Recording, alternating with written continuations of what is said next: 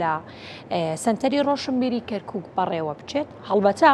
ئەمەش بە ئەرکی یەکێتی نیشتیمانی کوردستان و ڕاستپۆنسەری دەستگای میدیایی کورسات ئەم دیدارە ساز دەکرێت. جا ئێمە ئەمڕۆ لە تەوەری بەرنامەکەمەدا باز لەوە دەکەین بزانین گرنگی ئەم دیدارە لە چیدایە، ئەو گروپە مەقاماتی کە هاتوون لەوێ چەند گروپ هاتون بەشداری دەکەن یاخود کێن ئەوانی کە بەشداریان لەم دیدارەدا کرد و تەواوی گفتوگۆکارمان لەگەڵ میوانەکەمان مامۆستا چالاک سندیق ئەندامی لیژنەی باڵای دووهەمین دیداری مەقام لە کەرکووک ڕاستەخۆ لە ستۆدیۆ لامان میوانە. بەخێراتی مامۆستاگیان تەندروستی چۆنە؟ یاخوا هەر باش بیت. مامۆستاگیان باسی ئەم دیداری ئەم ساڵمان بۆ بکە بزانین گرنگێکی ئەم دیداری ئەم ساڵە چیا و جیاوازی چی دەبێت لەگەڵ دیدارەکەی پێشودا. هەڵبەتە کەرکووک هەر لە دێر زەمانەوە بە مەقامات بەناوبانگە زیاتر لە 200-300 ساڵ ئێمە ئەوەی کە ئاگادار بین کۆمەڵێ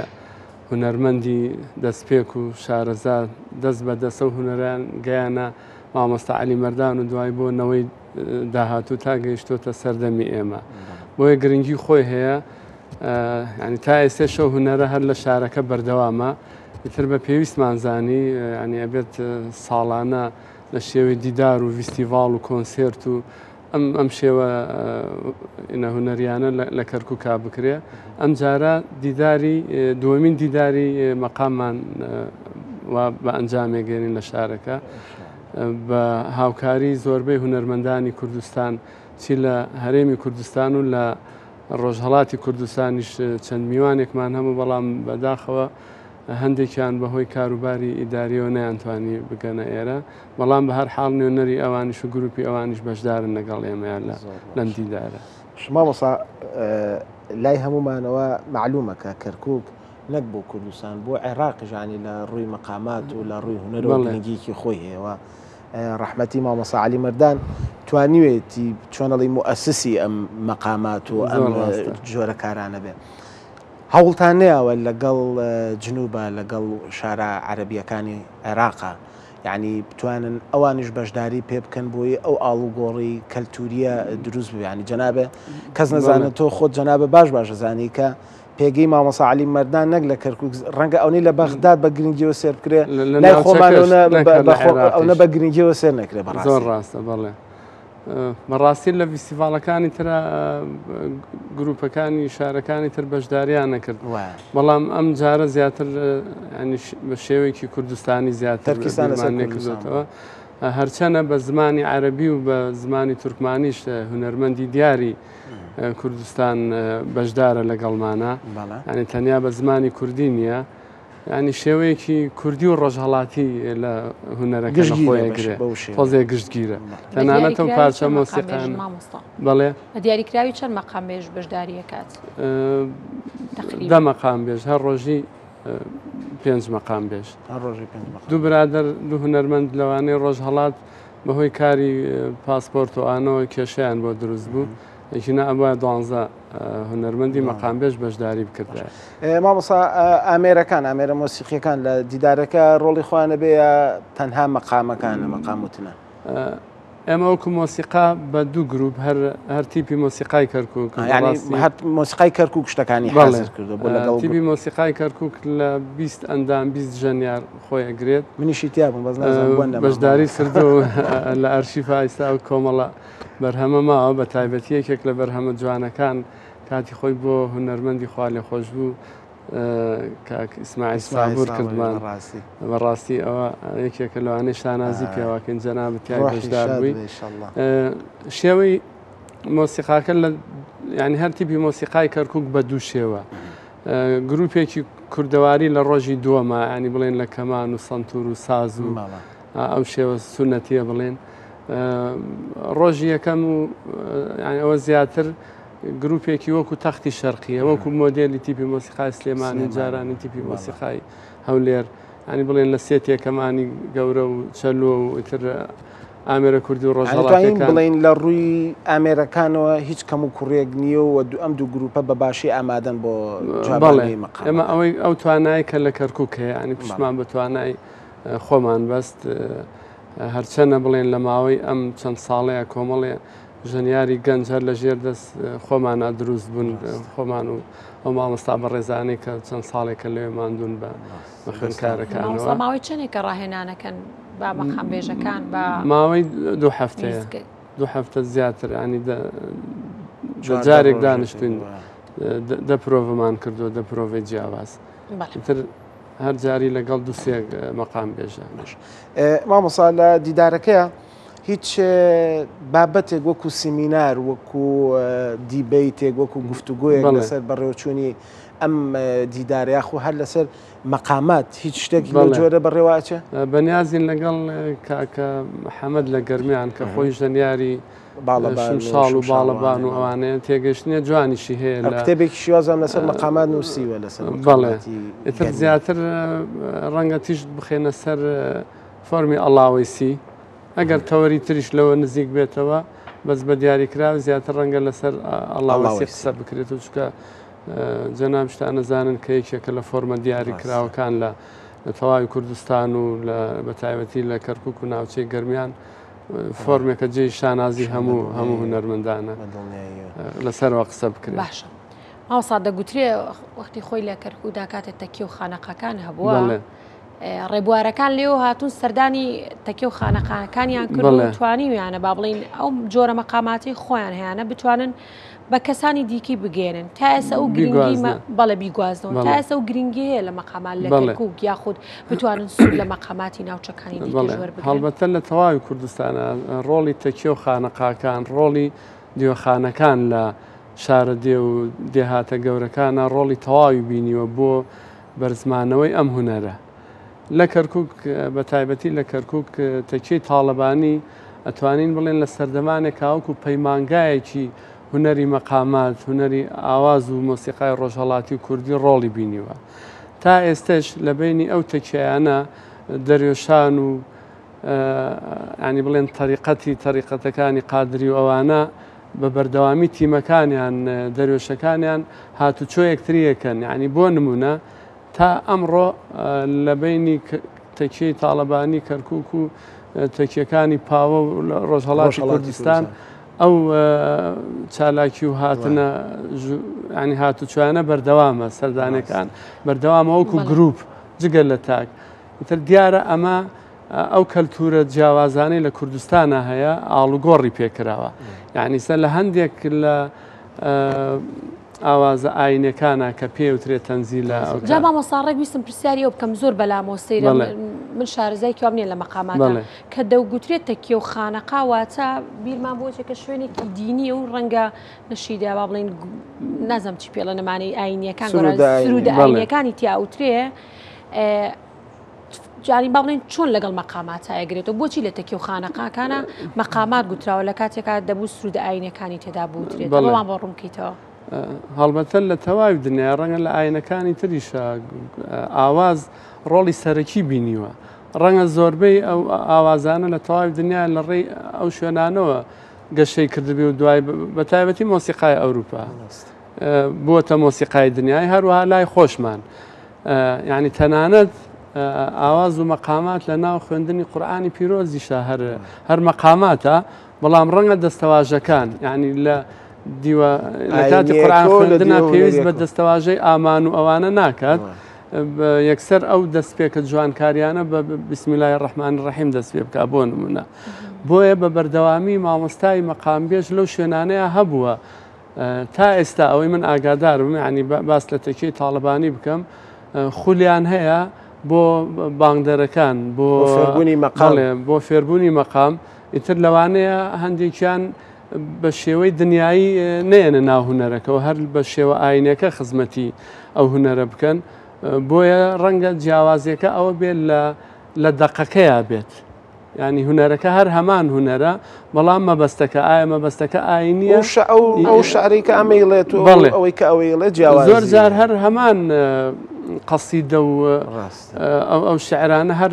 ئاینەکەش لە دنیاە بەکارهێنانەی مەحی بۆ نمونە لەناو هونەرەکەش ئەمە وەصفی پیا هەڵدانمان هەیە بەسەر ئاینەکەیە بەسەر پێغەمبەر صلی الله علیه وسلم بەسەر جوانیەکانی ئاینە لە شاعرە گەورەکانەوە بە شێوی مەقامەوە وترێت و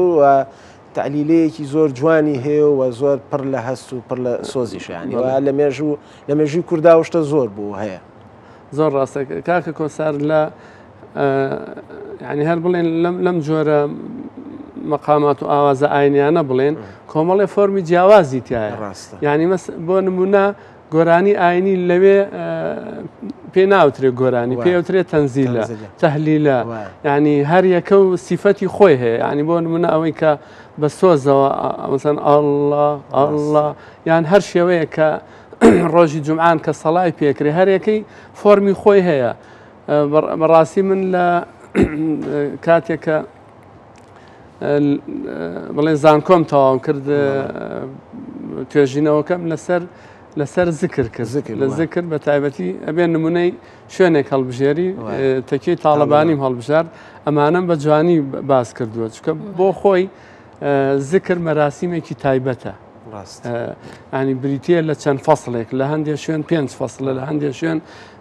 حوتە جا هەر یەکەی جۆرێک لە مەقام و ڕیتم و ئاوازی جیاوازی تیا بە پێی تەکیە و تەریقەتەکان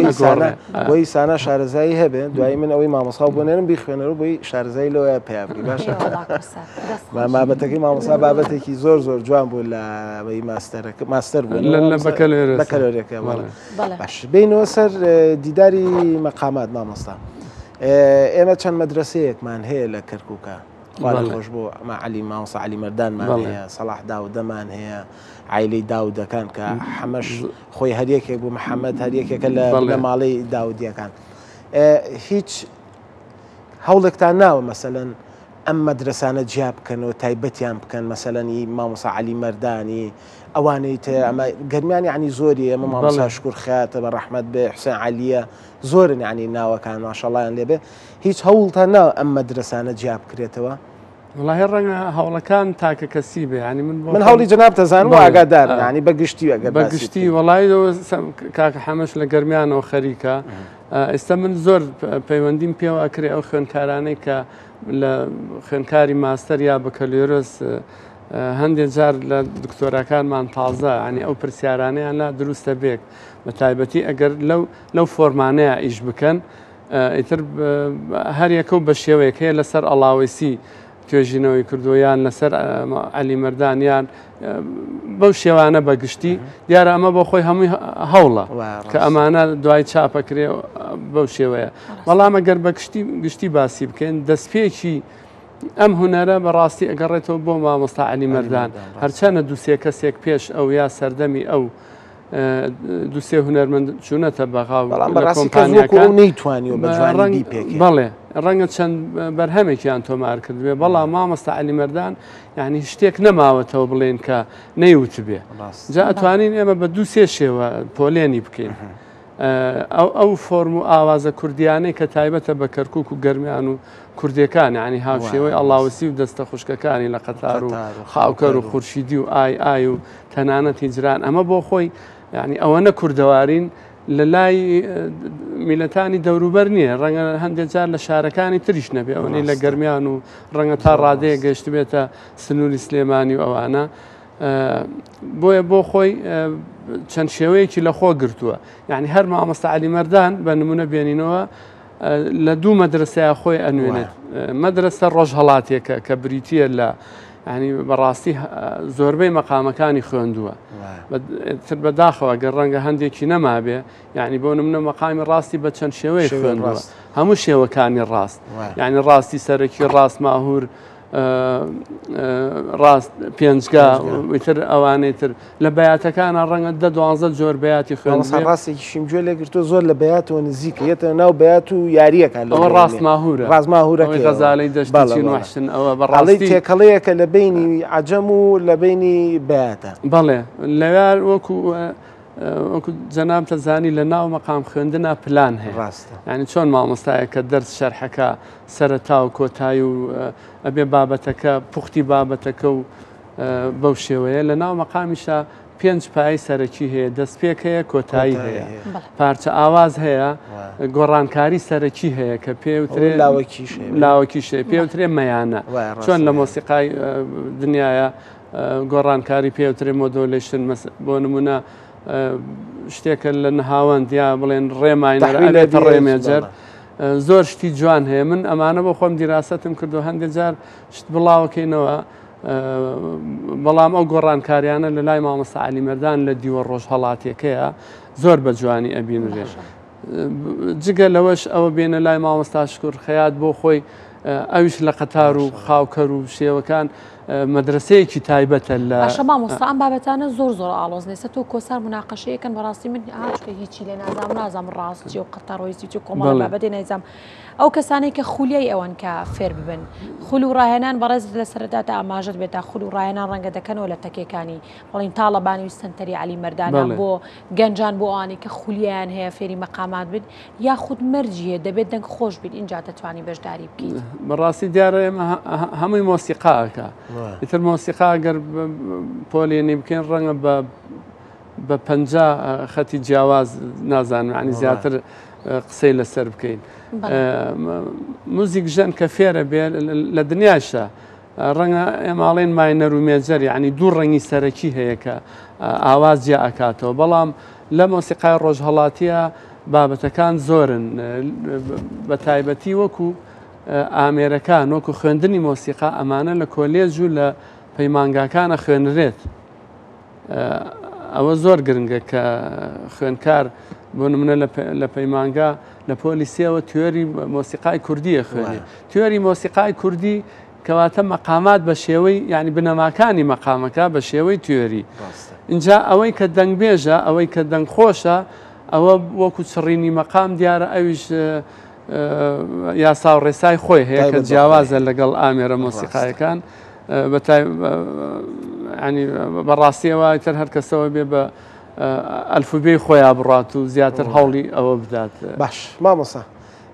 سانە جارجار دوورمانە خاتۆ لە دیدارەکە هێن حەزی لە مۆسیقا و گۆرانی و ئاوازوشتن جە بۆیەوە بزانێت چی بکە بۆی دەست پێ بکە لە دیدارەکە مامۆستا ئەو مەقام بێژانەی کە بەشدارن خۆتان پێتانوتونیا خۆیان پەیوەندیان کردووە خۆتان گەڕاون بزانن کێش شارەزای تەواوی هەیە لە مەقاموتنە کە بیان هێنە ناو دیدارەکەەوە بەڵێ دیارە ئێمە بڵێن 5 کەسین کە ئەم دیدارە ئەبینە ڕێوە یعنی وەکو دەستەی یان ئەنجومەنی ئەو دیدارە بەڕێز مامۆستا ئەنوەر قەرەداخی وەکو برا گەورەی هەمومان مامۆستا نورەدین جاف کە بەرپرسی ناوەندی عەلی مەردانە کاک عومەر محەممەد سەعید کە هەر بە بنەماڵە مەقام خوێنن لە شاری کەرکووکە بەڕاستی هەردووکمان یان ئەم کۆمەڵە پەیوەندیمان بە مەقام بێژەکانەوە کردووە هەمومان منیش بۆ هەڵبژاردن پەیوەندی ڕاستەوخۆم لەگەڵ هەمویان هەبووە یان جاری وا هەبوو ڕەنگە مەقامێکمان هەڵبژارد بێ دوای هەفتەیەک گۆڕانکاری بەسەرە هاتووە بە ئارەزووی مەقام خوێنەکە ئیشمان کرد ئێستا ئەبڵین ئەمانە کە هەڵتان بژاردون بڵێ من هەڵبژێراوم کە بەشدار بوو مەقامەڵم مەرجتاندا ناوە کە چم لەسەر چ مەقامێک ئەو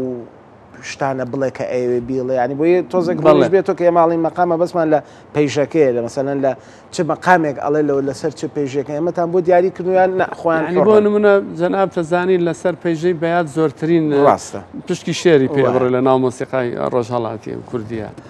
بۆی ئەوە دووبارە نەبێتەوە ئەو گفتوگویانەمان کردووە بۆ نمونە حیجازی تیابێ یا بۆ نمونە تایبەتمەندێتی ناوچەکەی تیابێ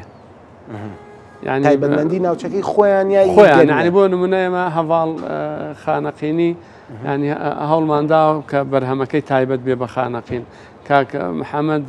وەکو کەسێکی گەرمیانی کەلار بانتان کراوەکو کفری بانتان وەڵاهی ئیترەوەڵی گەرمیانی ڕەنگە لە خورماتۆ تا کەلار بگرێتەوە ئەرەوەڵ باشە مامۆستاگیان و کۆیسە بە ڕێزت باس لەوە کردکاڵی دڵی لە چەندی ناوچەی تری جیاوازەوە بەشداری دەکەن هەر کەرکووک خودی خۆی فرەنەتەوە و فرە مەسەبە توانیتانە لە ڕێگەم دیدارە ئەو پەیامە بگەین کە ئەمە تەنها نمایشێکی میوزیکی و مەقامات نییە ئەمە پێکەوە ژیانە هەڵبەتە ئێمە دوو نمونە بە زمانی عەرەبی و بە زمانی تورکمانیش ینی دوو هونەرمەندی دیار لە شاری کەرکووک و لە هەرێمی کوردستانە بەو دوو زمانە ئیتر کاتی خۆیان پێ ئەدرێت و بەرهەمەکانیشان بە جوانی ینی خۆمان بۆ ئامادە کردووە بۆ نمونە هەمووی پارچە مۆسیقایەک وەکو پێشەکی پێش دەستپێکی مەقامەکە ئەوە بکەم مامۆستا ینی هەرچەند کاتمان زۆر کەم بەڵێ وەکو گروپ ینی هەوڵتا ناوە جیاواز بێ تەنها ئامێرێک نەبێت کە جوابانەوەی مەقامەکە بێ وەکو گروپ مۆسیقایەکی بۆ دابنێن و دوای مەقام بێژەکە دەست پێ بکات و بە گروپ جوابی مەقامەکە بنەوە. بەڵێ وەڵاهی ئەوە نەمانتوانێت ئێمە لەوێ لە ڕووی کۆرسەوە مەبەستەوە بە کۆمەڵ بکرێت مەسەڵەن ئەو گروپە مۆسیقایی کە هەیە ئی کەرکووکەوە نیە خۆتان لەگەڵ مەقام بێژەکانە بەشداری ئەەکەن. بەڵێ مۆسیقایان بۆ دایانن بۆ مەقامەکانیا هەمووی ئالەتۆ وەکو سۆڵۆیەک جوابی سەرەتا پێشەکیەکە ینی بۆ نمونە مەقامی کورد بۆ نمونە کورد محەیەر بە زمانی عەرەبی خوێنرێ پارچە مۆسیقا یان سەماعی کورد کە یەکێکە لە مۆسیقا مەشهورەکانی هونەرمەندی ئەرمەنی تاڵتێس ئەفەندی مەشهورە ئەومان کردوتە پێشەکی یان بۆ نمونە مۆسیقایەکی خۆمان یا خۆم دامڕشتەوە مۆسیقاکەشە جیاواز وەکو فۆرمێک چۆن ئەو پێوترێت دۆڵابیان پێش دەرئامەد لە مۆسیقای ئێرانی و فارسیە ئێمە هەوڵماندا پێشەکیەک ئیتر بەشێکی ڕەنگی کوردەواری یا ڕەنگی ناوچەکەی پێوە دیارە ئەوە دەستەکانە خۆش بە مامۆساجار مامۆسا چالاک سیدیق ئەندامی لیژنەی باڵای دومین دیداری مەقام لە کەرکووک زۆر سپاسە بەیانێک بۆ هیوای کە دیدارێکی سەرکەوتوو و پڕ بەرهەم بێ ئینشەڵڵا سپاسانەکەن بۆ میوانداری زۆر سپاس بەتۆ.